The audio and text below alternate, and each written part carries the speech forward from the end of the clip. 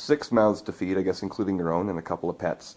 How much planning goes into what you spend on food in this house? Quite a bit of planning, actually. I've only recently just started working again, so we have to really budget what we have to spend on food and that.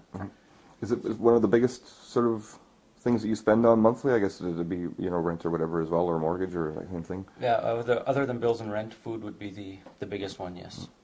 Here at Ken Perot's house, it is a very busy place. They have 6 mouths to feed here, including his own. In addition to that, a dog and 3 cats, and one of the cats is diabetic, so that even adds up a bit. And all the kids are school-age kids, so that is an awful lot of treats. You can imagine all the fruit roll-ups and granola bars that most people would have. But what Ken does instead is he tends to make a lot of this stuff himself, because bags of flour are a lot cheaper than boxes of granola bars.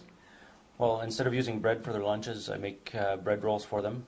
I try and make as many school snacks as possible. And yes, we do have to keep the snacks out of sight, right? Locked up, so that they don't get into them. Okay.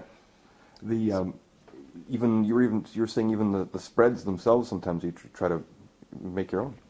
Yeah, I've made hazelnut spread and caramel spread, and they seem to like them.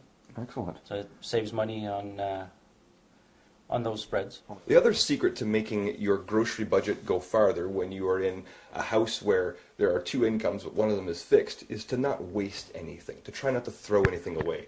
How often have you gone to your bread box, wherever you keep your loaves of bread, and you pull out the bag and there's just the butt ends left? You throw them out or give them to the squirrels. That's what I do. What Ken does is, you going to help me out with this? Yeah. There we go. This is a box of breadcrumbs, which we all use to make, breaded chicken or whatever. You can take that. But that's all from the butt ends of bread that he puts in his dehydrator, which he keeps downstairs. So he doesn't just use a dehydrator for that. He also, check these out.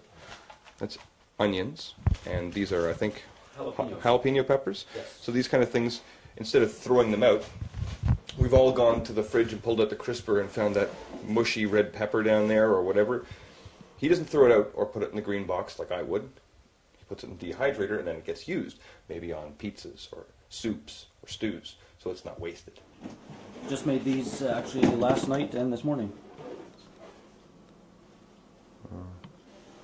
So is that for lunches and stuff, or just for snacks? No, for school lunches, and that's it. And you got the crock pot on this. Yep. Is that tonight's meal? That's tonight's meal. In Ottawa, Doug Hempsted for Sun News.